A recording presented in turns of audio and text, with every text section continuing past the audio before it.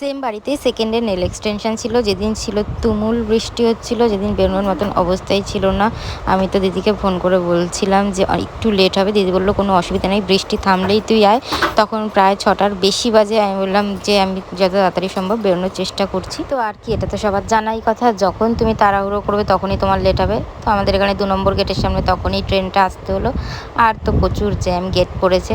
মুখটা ওরম করেছিলাম কারণ এমনিতেই আমার লেট হয়ে যাচ্ছে, তার মধ্যে জ্যাম, আর তার মধ্যে র্যাপিডো দাদা বক বক বক করছিল। আমি ভাবছিলাম কতক্ষণে পৌঁছাবো, অলরেডি 7:30-র বেশি বেজে গেছে। তো যাওয়ার সাথে সাথে আমি স্টার্ট করে দিই, আন্টি করবে জেল ওভালে। তো তার কথা মতোই আমি নেলটাকে ফাইল করে শেভ করে নিয়েছি, দেন আমি স্টার্ট করেছি। তার পছন্দ মতো একটা ডিজাইন সেই রকমটাই চেয়েছিল। তো এখানে কিন্তু রিয়েল নেলের উপরেই নেল আর্ট করা হয়েছে। তো তোমরা যারা যারা নিজেদের নেলসে নেল আর্ট করতে চাইছো তারা তারা কিন্তু বুক করতে পারো, সামনেই যেহেতু পুজো আসছে। তো এটা ছিল তার ফাইনাল লুক।